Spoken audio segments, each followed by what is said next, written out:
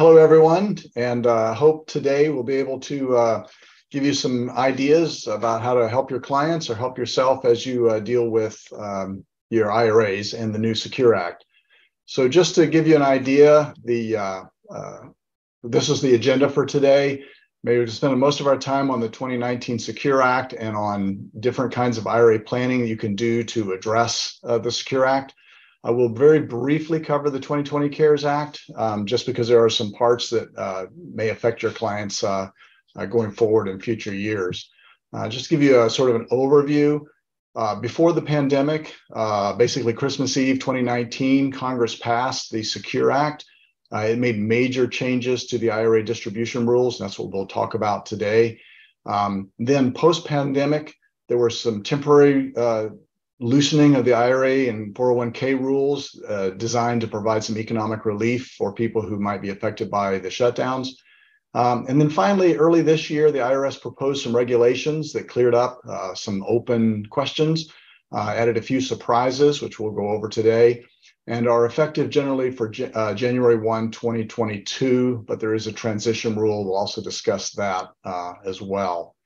So let's start with the Secure Act. It basically changed the rules for IRA distributions for owners as well as for named beneficiaries. So it affects both people who own IRAs now and for people in the future who may be named as a beneficiary on their IRA. But there are some ways to get a stretch out still, even though the statute basically imposed a new 10-year limit on the stretch out. We'll talk a little bit more about what that stretch out is. So traditionally, the way we plan for IRAs is that we obviously the account owner wanted the benefit of the IRA during his or her lifetime and get those distributions to pay for retirement expenses. But the goal and the planning after that is if the IRA was large enough that it would still be around at the death of the account owner, that then to pass that benefit on to typically children or other beneficiaries. And we did that planning with what was called a stretch out, where we basically were setting it up so that the distributions after the death of the account owner would continue on for either the joint life expectancy of the two or for the life expectancy of the beneficiary. And basically, we were stretching out when distributions had to be made over the lifetime of the beneficiary. And that basically deferred income tax, because with IRAs, every dollar that comes out is taxed as income to the person receiving it. So by doing the stretch out, we were deferring income tax over the life expectancy of children, which might be 20 or 30 years. I'll just give you an example of what the benefit of that stretch out was. Assume, for example, an IRA has $1 million in it, that it's got assets that are growing at 6% per year. The beneficiary named is the child of the account owner, 50 years old. The beneficiary is in the 37% tax bracket, so they're already in the top tax bracket. And the beneficiary, as it receives income from this IRA, is invested at 5% after-tax return. So those are the assumptions, just to see what's the benefit of stretching out this IRA distributions over the life expectancy of this 50-year-old beneficiary. So without the stretch out, in other words, being forced to distribute it in 10 years, the difference is almost $500,000 of total assets remaining after 10 years after the death of the original owner. And if we stretch this out even further over 20 years, the difference is almost $600,000. So the loss of the stretch out is a big deal. And that's really the biggest change that came as a result of the Secures Act in 2019. Now, there are some exceptions, and it's important to look at those exceptions, because if you can get into the exception, then you don't have the 10-year rule. You still have the life expectancy rule, and you still have the stretch out. So I guess we'll start by saying the 2019 Secures Act took away the stretch out, but there are some provisions under the Secure Act which give us the stretch out back. And here's a list of them: transfer to a spouse, transfer to someone who's within 10 years of the owner's age. This is the boyfriend-girlfriend rule. A transfer to a minor child of the account owner, a transfer to a disabled person, or a transfer to a chronically ill person. But note, if any of these are payable to a trust, and we'll talk more about trusts as we go through today, If a trust is a beneficiary and there's a mix of beneficiaries who qualify for these exceptions and beneficiaries who don't, then the 10-year rule is going to apply to all the beneficiaries. So part of planning now under the Secure Act is to figure out how to make sure that the IRA only has either qualified or non-qualified beneficiaries, but not a mix of the two, because if you do that, you just end up back in the 10-year rule. And as we'll go through today, there's a lot of the proposed regulations filled in a lot of the blanks, and so that's going to be very helpful. So let's go through the exceptions one at a time, just so we can kind of see how we fit into those. First exception is a transfer to a spouse, and all the typical planning that you've thought of in the past continues to apply. So spouse can treat the IRA as an inherited IRA and take distributions based on the payout that was already in place or on the life expectancy of the surviving spouse.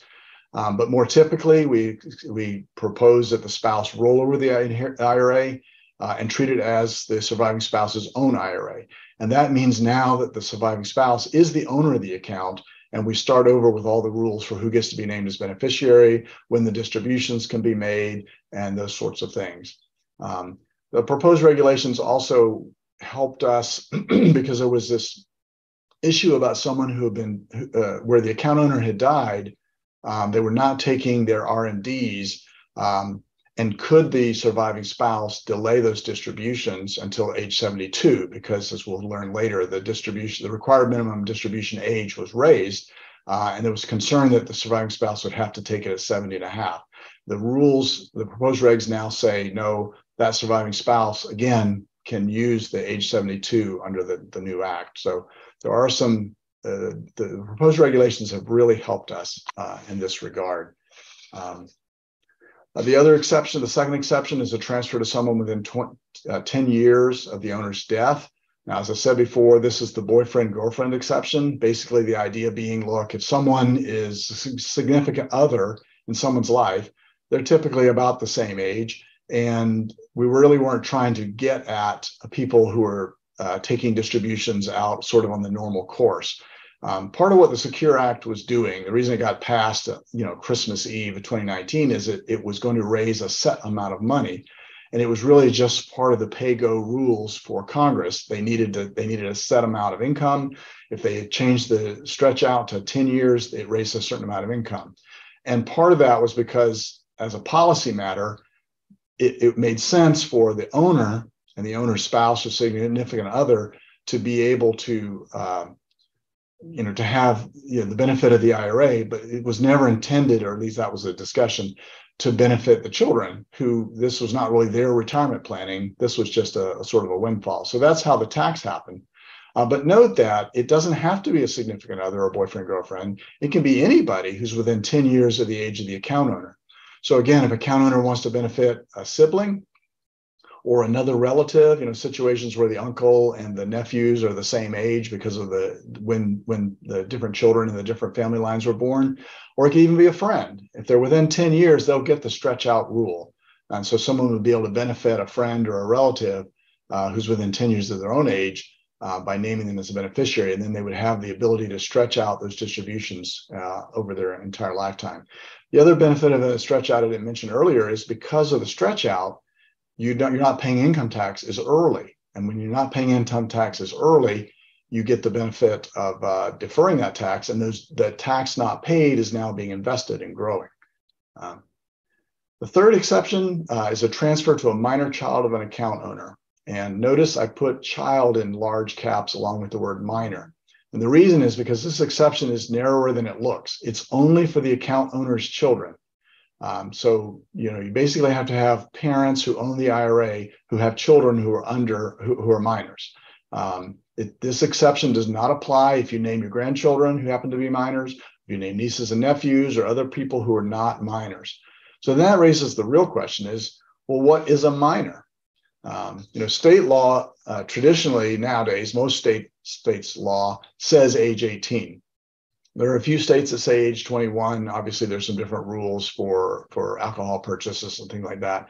And then there's some federal law, especially the healthcare laws, that say you could be 26 and still be considered a minor. So that was an open question that most people assumed the answer would be 18. Well, the proposed regulations say, no, it's 21. It also happens to be the same age used in the federal gift tax regulations. So there is a reason for picking that.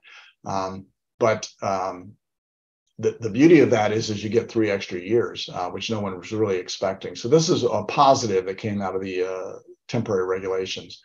Now, this minor child exception is temporary. So when the minor child reaches age 21, then the 10-year rule kicks in. So basically what you're getting is however many years from the date of the account owner's death until the child reaches 21 plus 10 years. That's really what you're getting for minor children, unless there's another exception that applies.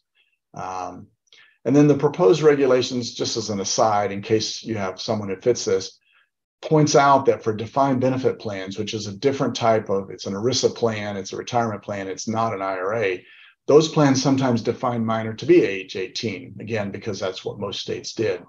If that's the case, those defined benefit plans can keep their younger age. Now that's important because if you have someone who's got an IRA and they've got getting a distribution from a defined benefit plan and it's now rolling into an IRA, you have to stop and look to see what age people were and because you now got a mismatch on the ages. So I just raise that just so you're aware there is a potential mismatch there. The next exception is a disabled person. And the big question everyone had is who's considered disabled? And I did some seminars on this, last year, and we just sort of made some guesses about different things. The problem is that there are different definitions in state and federal law. And so it was very difficult to guess what might be considered disabled. And then even within the federal government, different programs have a different definition of disabled. So the proposed regulations just came out and said, look, this is the definition, IRC section 72M7. Now that section is a tax code section that deals with employee annuities and plans, but it has in it a definition of disability. And so the IRS has just sort of tagged onto that and said, look, if you want to come into this exception to the Secure Act and get a life stretch out for the beneficiary who's disabled, they need to meet this definition. Now, basically, it's being unable to engage in substantial gainful activity, basically earning wages, by reason of a medically determinable physical or mental impairment. And that impairment's expected to be long continued and indefinite, or it's a type of impairment that eventually results in death. So that's fine for people who are able to be gainfully employed, but particularly for minors, a lot of them don't have jobs, they can't get jobs. How do we define that person as disabled? Let's say you got a 4-year-old, well, they're not going to go get a job probably. So how do you define the disability there? There, they basically just said they have a severe medically determinable impairment. If you're under 18, you don't have to prove that you're unable to engage in substantial gainful activity. So they just modified it a little bit to sort of deal with that situation that's not covered by Section 72. And then to make things even simpler, they said, look, if the Social Security Administration has said you're disabled, and this is under 42 USC 1382C, and this is in regard to supplemental security income, is that if the Social Security Administration has said you're disabled, and you've gone through that whole process and been determined disabled, then you're disabled, and you don't have to figure out if you fit into these other rules. So it's good to know there is a safe harbor there for a disabled person. Now, sort of related to that, the last exception is a chronically ill person. And there, again, what the proposed regulations did is they said, look, we're going to go to Section 7702B. And this is a code section that is in regard to long-term care insurance. And they said, look, under long-term care insurance is designed to provide a benefit if you're chronically ill. So we'll tie into that code section. And if you meet that definition, then you're chronically ill for the exception to the stretch out rule, and you get the stretch out for this person. And basically, if you've ever dealt with long-term care, you'll recognize it immediately. Unable to perform, again, without any assistance or substantial assistance, at least 2 activities of daily living, and that you're unable to do that for a lengthy period of time. Now, that lengthy period of time, I probably should have highlighted because that's different than the code section 7702B. That section says for more than 90 days. The regulations for the Secure Act say, no, we don't mean a short term. We don't mean something short term, chronically ill. We mean you're chronically ill for a lengthy period of time. They don't say what that is, but we're assuming definitely more than 90 days, since that's what the code section says. And then not able to do these two activities due to either a loss of functional capacity or some kind of disability that basically is a loss of functional capacity, or that you require supervision to protect yourself from your health and safety due to a cognitive impairment. So, for example, if someone is, has Alzheimer's disease, and you can't really just let them stay at home without somebody being there with them, or they'll wander off. That's what that third one's getting at. And just so you know, these activities of daily living are basically you're able to feed yourself, you're able to use the bathroom by yourself, you're able to transfer from, say, for a bed to a chair on your own, able to bathe yourself, you're able to dress yourself, and that you have continence. So if you can't do two of those things without a lot of help, then you're considered chronically ill for this exception. Now, the other thing sort of common to both of these last two exceptions is that you have to provide proof of your disability or chronic illness to the plan administrator or to the custodian, typically for IRAs, a custodian, by October 31st of the year following the date of the account owner's death. So someone dies, the beneficiary is a disabled person, the flag should go up. I need, by 10 months from the start of the next year, I need to make sure certain things are provided. I need to go get the proof of the disability, proof of the chronic illness, and get that to the custodian by October 31st of the following year. Unfortunately, they didn't define disabled person in the proposed regulations. So I think we just have to go back to the regulations, or hope that you already fit into the exception because the Social Security Administration has determined the person's disabled.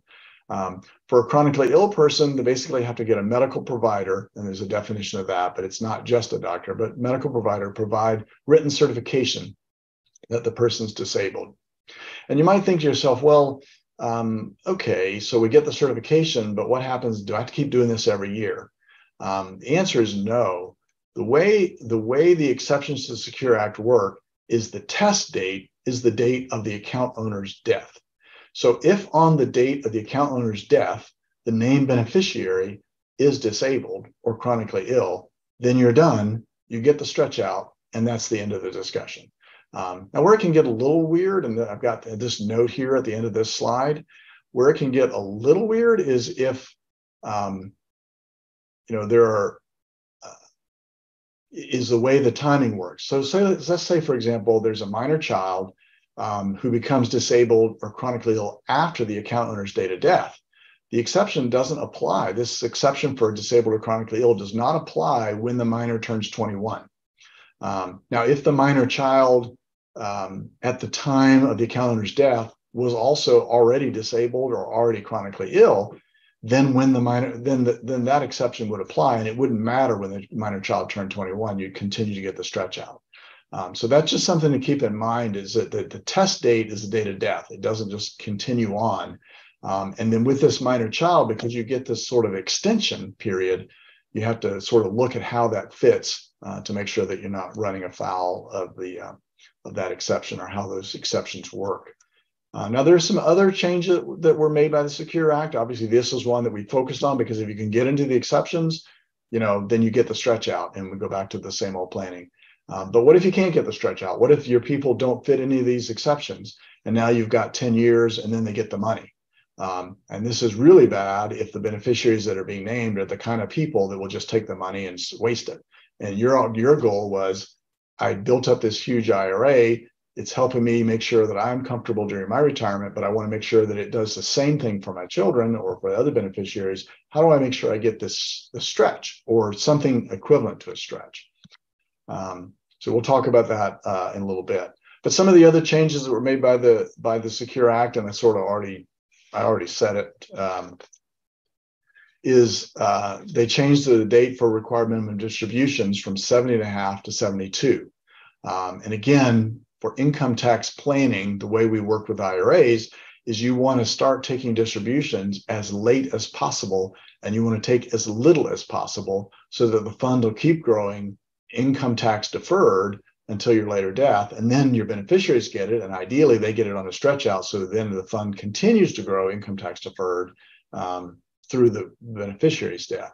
So raising the RMD required date from 7.5 to 72 adds another year and a half when you don't have to start taking money out of the account. And so that was a good thing from the Secure Act for most people, especially since a lot of people are working longer than they used to.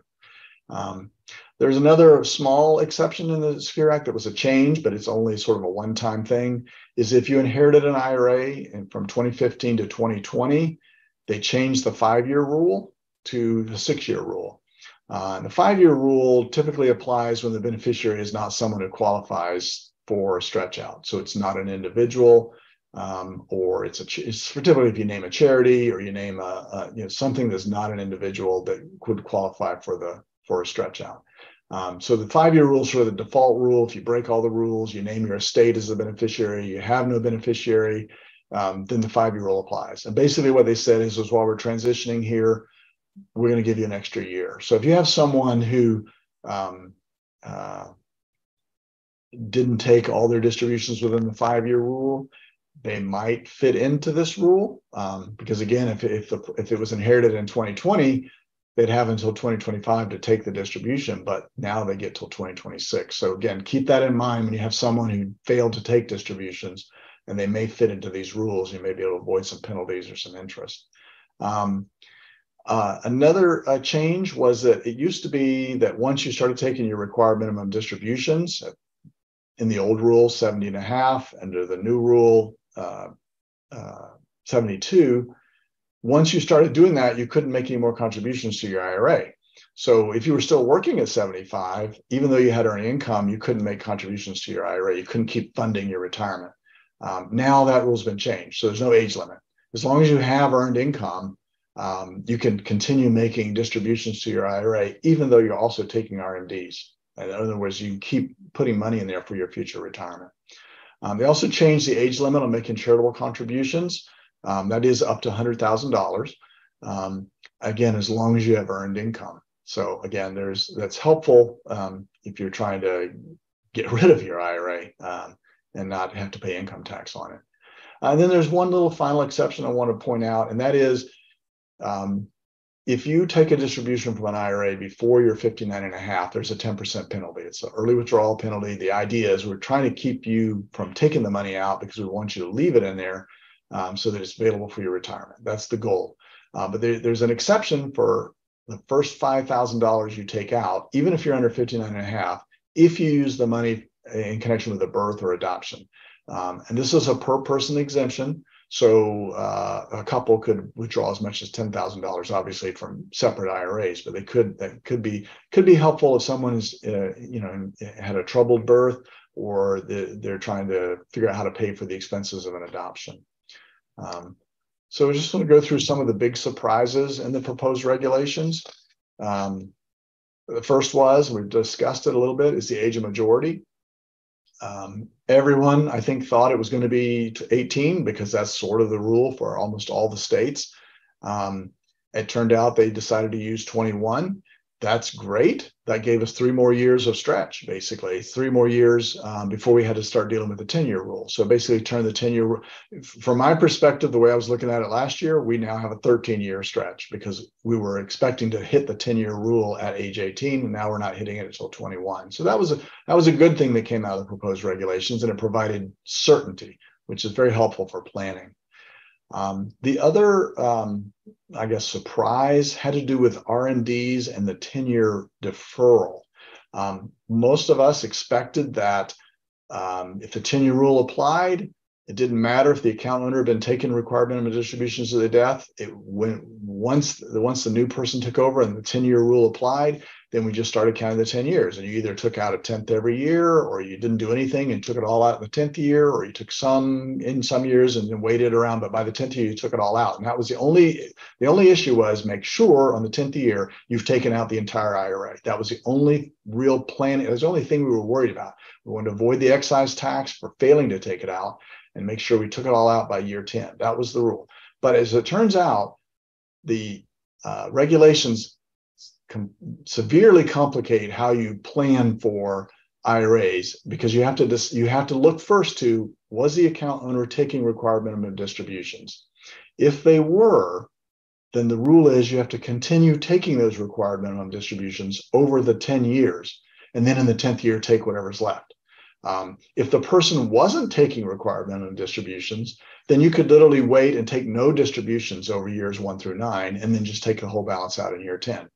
Well, that's two very different ways of approaching the IRA and how you're going to take distributions. And this regulation came out in February of 2022. Comments were due by June of 2022.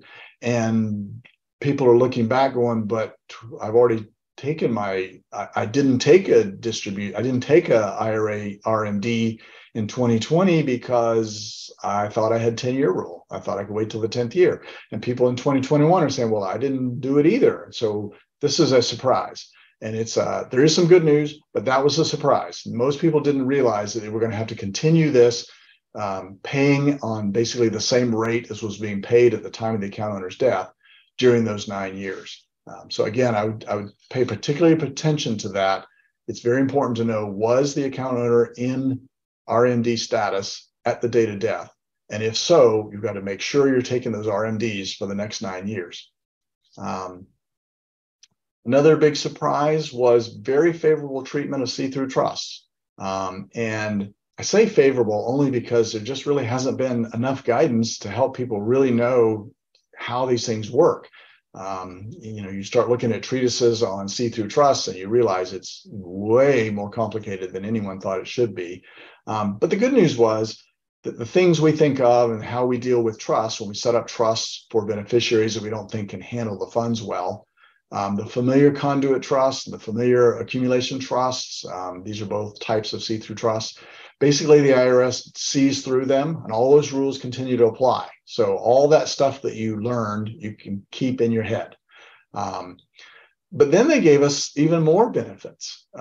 They basically said, if you have violations of the identifiable beneficiary rule, and this has to do with how you calculate what distributions are going to be made, and that's related to who the beneficiary is and how old the beneficiary is. There's all these rules. And sometimes if you can't identify the beneficiary, then you have a problem. And your trust isn't a see-through, and now you got the 5-year rule, which the last thing you want is to fall back into the 5-year rule and have to pay all the income tax on the IRA in 5 years from the date of death. So basically what they said, I'll say some more later. Basically what the IRS said is look, you've got until September 30th of the year following the account owner's death to fix any problems in your conduit or accumulation trust. So, and they say fix, they're talking about identifiable beneficiary. So if you can't identify the beneficiaries, then go get a court order that says the scrivener made a mistake in what was intended, or the grantor's intent was that this trust be for the benefit of these people. Now they're identifiable. Now we know who the oldest person is. We can do the calculations. But it also gives us some other planning.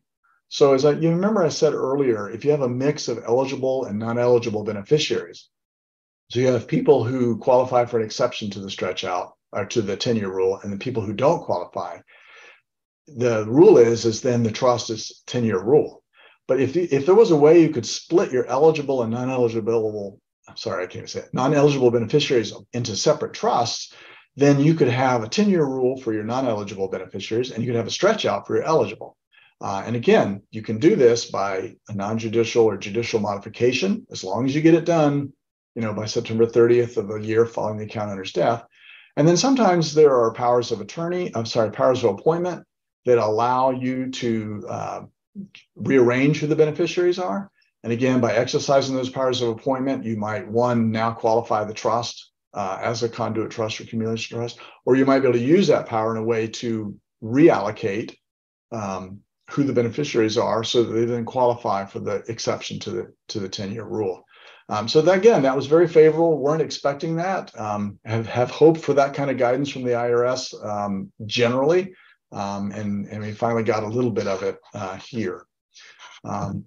Also want to say that the proposed regulations are effective for distributions that are made or required to be made after January 21, 2022 or later. And then there's a transition rule for the 2021 and 2022 and 2020. Actually, 2020, it comes under an exception under the CARES Act we'll talk about in a minute. But it's very important to be able to fall into this transition rule, because if someone didn't make their RMD in 2021 or 2022, there's a 50% excise tax. And again, that's not helpful. And that tax is on the RMD that should have been taken. As I mentioned before, the comment period for the regulations ended over the summer. In October, the IRS actually put out a notice, and they talk more about the transition rules that they think they will have for people who died, for account owners who died in 2020 or 2021, where the beneficiaries might be subject to this 50% excise tax because they didn't take an RMD based on this new rule that says during years 1 through 9, because the account owner was taking RMDs, you have to continue taking those RMDs for the next 9 years. Well, obviously people can't go back and fix that. So they came out with this notice and basically said, when we come out with the final regulations, which we're expecting hopefully in December, but maybe not. But what these final regulations will say is that we're not going to force the final regulations on you until distributions for 2023. So again, they started out saying it's going to be effective for 2022. They're now saying when their final regs are only going to apply for 2023 and later. So that gives us a little breathing room. And then they also said we're not going to impose the excise tax for 2021 and 2022. And that if you already paid the excise tax, you can ask for a refund. So I think the IRS was being pretty generous there to help people get used to the new ideas that are coming down the road, because no one really expected this 9 years of continued distributions. That was a surprise for everybody.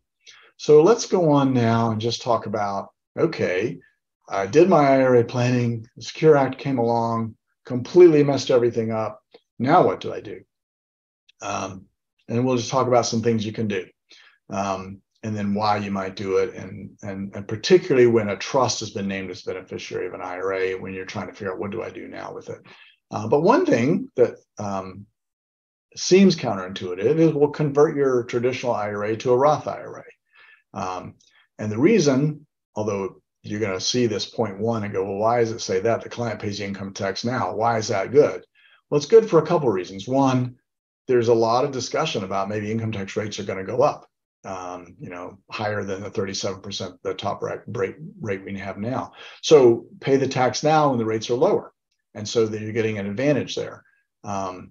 Another part of it is that the clients, basically, it's like a gift to the beneficiaries, because the client's paying the income tax that the beneficiaries would have had to pay if it was a traditional IRA and was being paid to them. Because the Roth IRA distributions, there will be no income tax on. So that's a reason for considering that.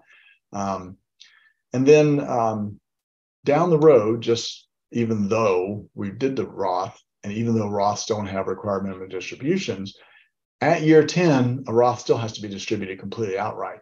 But again, because it's not a traditional IRA, it's not as big a deal. And now here's an example of where you might want it in a trust, if you don't trust that the beneficiaries are able to just take the money and properly invest it. But again, you're getting discounted income tax for your beneficiaries, and paying those taxes now is reducing the client's estate. So there could be reasons why this could be good estate planning. And as I said, definitely still have to take it out of the 10th year. So it's not a be all end all. It doesn't give you a stretch, but it is a way to blunt the income tax impact of having to pay the tax at year 10. Another concept is to make your IRA payable to a charitable remainder trust for the benefit of the same beneficiaries that you would have named as the beneficiaries of your IRA. And so, basically, what a charitable remainder trust does is you have a trust, you have a trustee, you make a gift of the asset to the trust. The trust is for the lifetime benefit of certain named beneficiaries, and then the remainder goes to charity. And then you have different percent payouts you're allowed to use, as long as, however you calculate it based on life expectancy of the beneficiaries, the charity actuarially ends up with at least 10% of the trust remainder. And again, it doesn't mean it has to be 10% because the people could end up living 20 years longer than they expected and the fund get completely used up. It might be more if the beneficiaries died earlier than expected. But you do the calculation when you set it up. And basically, you're now giving your beneficiaries a lifetime payout. They're not able to draw it out faster, so they're not able to waste it. And then, of course, you're giving to charity, and so your future descendants aren't getting any amount that might be left over. So let me just give you an example of this. Let's assume an IRA that has $750,000 in it. Let's assume that when we fund the CRT, we get a discount, a valuation discount of 33%. So basically, we're treated as making a contribution of $500,000 in terms of using up a GST exemption, a state tax exemption. This CRUT, it's a CRUT, so I'm setting up as a charitable remainder uni trust, which basically says every year give X% of the fund to the children. And then at the children's death, remainder to charity. Now, in this example, I didn't give you all the assumptions, but in this example, there's an immediate income tax deduction of $284,000. And then during the children's lifetime, they're getting estimated $1 million. And this is assets that are outside of the account owner's estate. And the account owner got the charitable income tax deduction of $285,000.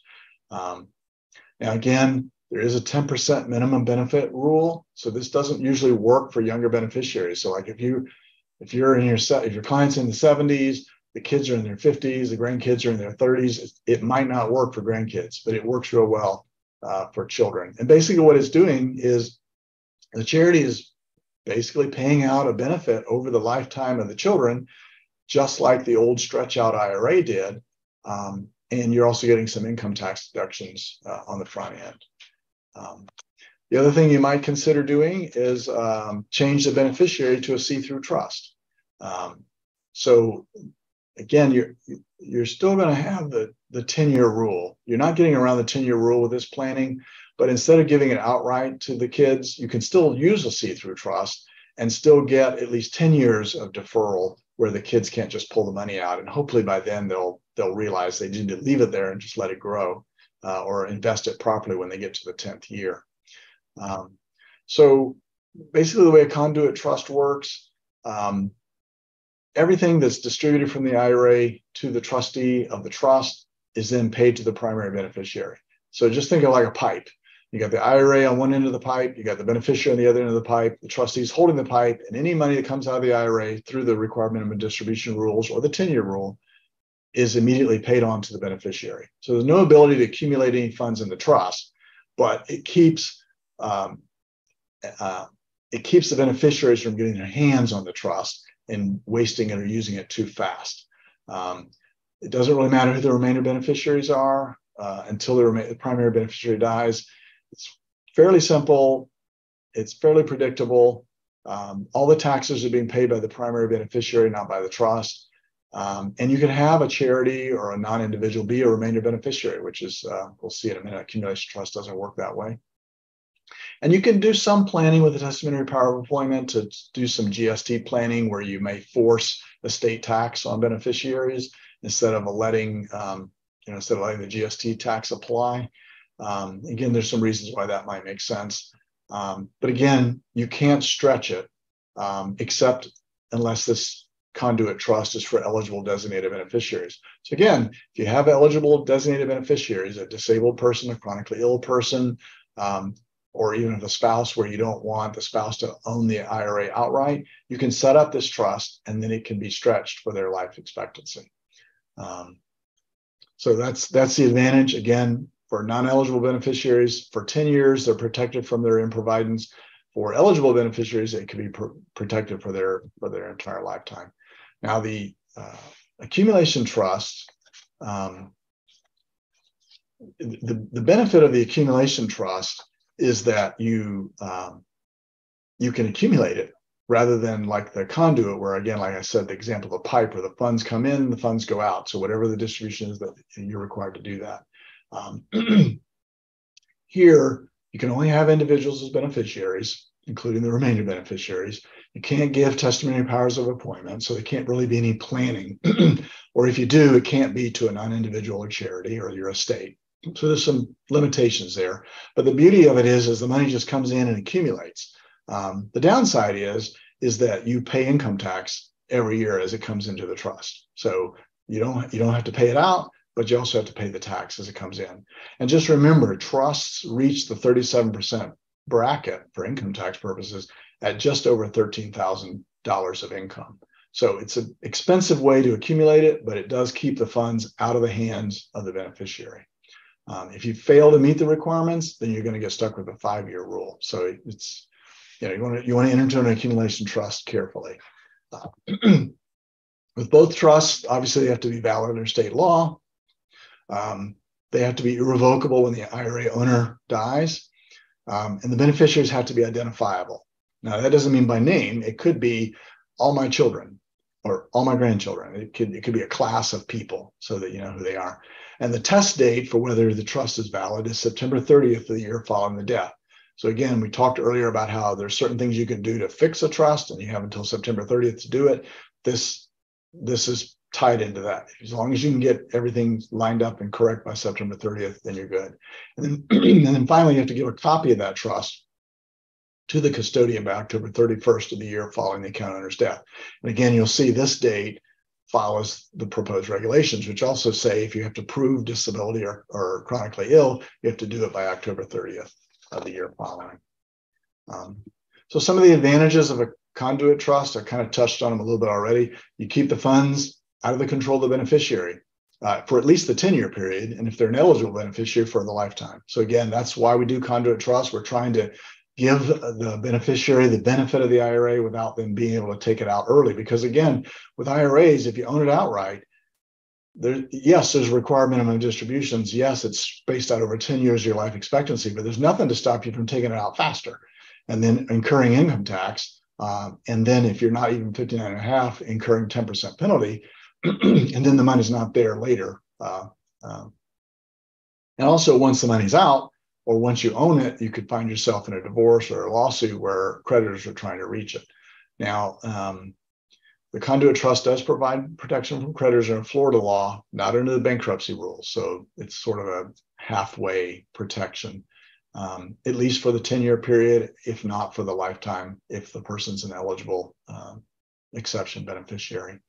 And again, by using trustees, you can kind of control how the money gets invested, and you create a third party who can decide, okay, this is helpful, not helpful. I'm not going to make the distribution, or I am, and this is why. Accumulation trusts, I have a lot more advantages here, but I don't know that necessarily either one's better than the other. But again, as before, you can accumulate funds, protection from creditors under Florida law, but not the bankruptcy laws. Again, protection from divorce. So those are all similar to the accumulation trust. You can structure it as a supplemental needs trust because, again, you can accumulate it. You're not required to distribute it out. Under a conduit trust, if someone's disabled and they're receiving government benefits, that forced distribution can literally disqualify someone from their benefits. So accumulation trust does have that advantage. And then if you're looking at the relative income tax rates and a beneficiary has a need and they're also in a lower income tax bracket, well, then make the distribution. And then they'll pay, maybe they're in the 20% bracket. So they'll pay 20%, whereas a trust would have paid 37%. So you just saved half of the money, half the taxes by going ahead and making a distribution. But again, you have that choice. This is an accumulation trust. You can decide if you're going to distribute it. And you can do it among multiple beneficiaries. So for example, you could say the beneficiaries are all 3 kids, but one child, is an executive in a tech company, and the other child has a job. It's an honorable job. It just doesn't make a lot of money. And so the trustees can say, well, based on what the grantor's guidance to me was, go ahead and make these distributions to these, to the child who needs it the most. You can do some GST planning. It's not very efficient, but it's better than a conduit where you can't do it at all because the conduit just forces the money out every year, no matter what. And you can also have remainder beneficiaries who are older than the designated beneficiaries. So some of that can be helpful where you want to name like mom, and she's elderly. She may not have a long life expectancy, but on the other hand, you want her to be able to have some ability to get some funds, should she need them. So going on with some of the other things you can do for IRA planning, is as we sort of been hinting at, is modify if you have a trust already, then modify it either through non-judicial modification, a judicial modification, maybe a decanting the trust into a new trust with more better terms. And this is where you would, for example, as we said, you would say, let's split out the beneficiaries so that we have eligible beneficiaries in one, so we get a stretch out, and then the other non-eligible beneficiaries in another subtrust so they can be subject to the 10-year rule. But now at least not everybody's subject to the 10-year rule. Things you would put in the trust is you'd say, look, make sure you're distributing the smallest amount permitted by law, which under the old law would be the required minimum distribution. But under the new law, if you have an account owner who died while they were already taking RMDs, then they'd have to be taking those distributions over years 1 through 9 on the schedule, and then in year 10 the balance, and maybe even mandate. I mean, you have to decide what's best, but maybe even mandate, or at least strongly suggest, do 1/10 distributions so that you're spreading the income tax out over several years. Sometimes it's better to hold it till the 10th year, depending on your assumptions, because now all the money is growing income tax deferred until the 10th year. And sometimes that gives you a better final number. And then these changes also remind trustees, hey, remember, there's this rule, and if you're not taking it out fast enough, you're going to get a 50% penalty, or the IRS is going to disqualify the IRA. You don't want the worst case scenario, so remember to do that. And then, as I said before, you're going to add this flexibility to say, look, let's have the power to split the trust up if beneficiaries become qualified or non-qualified, in terms of an exception to the 10-year rule. And then the final thing to do for IRA planning is to say, okay, here's the impact. It's going to result in $500,000 less assets for the benefit of my children over their life expectancy. I'm going to go take out a life insurance policy for $500,000. Or if the number calculates to $1 million, I'm going to take a life insurance policy for $1 million, and basically just make up the income tax hit to your children by giving them additional funds through a trust that's outside your estate. Now, briefly, here as we get toward the end, I want to just touch on the 2020 CARES Act. The act had time limits because the CARES Act was a reaction to the pandemic, and so it really had a lot of dates and definitions that tied to 2019 and 2020. But you may have clients who come in and say, I didn't do this or I didn't do that. And as an example, they didn't take their RMDs in 2020. That's not a problem. They were waived in 2020 under the CARES Act. They come in and say, oh, and I didn't take them for 2019 either. That's okay. They were waived under the CARES Act, as long as you hadn't already taken them. You can't undo it. The law just basically said, look, if you failed to do it or whatever because you were so distracted by the pandemic, that's okay. But if you've already taken them, you can't undo it. It's done. You pay the income tax and move on. But if you didn't do it and you have a client who comes in and says, I didn't do it, then you're okay, because this law made that the case. And then there were also some special rules about taking coronavirus distributions if you took them prior to December 31, 2020. So again, if you have clients who come in and say, hey, I took money out of my IRA in 2020 and I wasn't supposed to, and I'm kind of concerned, I don't know what to do, and I need to report this income, and I didn't report it. But you can go back and say, look, if you were affected by the coronavirus, diagnosed, or a spouse or dependent were diagnosed, you had a financial consequence as a result of being quarantined, or you couldn't work, your hours reduced, and you spent money on coronavirus expenses, and it happens to be hopefully more than what you took as a distribution that you shouldn't have taken. Well, first off, there's no 10% penalty, even if you're under 59.5 on the first 100,000. And although you have to pay income tax on it, you don't have to take it all out in the year you took it out. You get to report it in installments over 2020, 2021, and 2022. So the client comes in and says that, we might be able to report that, stretch the income out and avoid some penalties and interest, at least for 2021 or 2022, because you always have to look at what is the tax return filing date for your client. Well, for example, persons in the state of Florida, the filing date is February 15 of 2023. So people could still fit into these exceptions even for 2021 and certainly for 2022.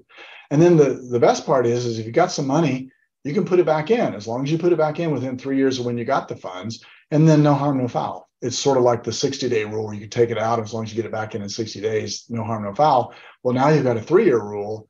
As long as you qualify, you have to go back up to A, as long as you qualify under A and B because of the coronavirus. And then again, just quickly wrapping up here, these same kind of rules apply for the 401k plans. And in addition to all the rules I just talked about for IRA distributions, they also changed the rule capping loans. So you could take out loans more than 50,000 or 50%. They increased that to 100,000 or 100%, as long as the loan was between March and September of 2020. But then a caveat, if plans they're now required to amend their plans to match what the CARES Act said, and any other ways they responded to COVID, and they have to make that amendment by December 31, 2025. So some time to do it, but there's some time to do it. So that wraps up this discussion on the 2019 Secure Act, the proposed regulations under that act, and the CARES Act. I hope this was helpful to at least realize there are some ways you can bend and flex around the 2019 CARES Act and the 10-year rule, which is pretty draconian for traditional IRA planning, and that now I've given you some ideas for how to address it going forward and maybe still get the benefit of the stretch out where you can.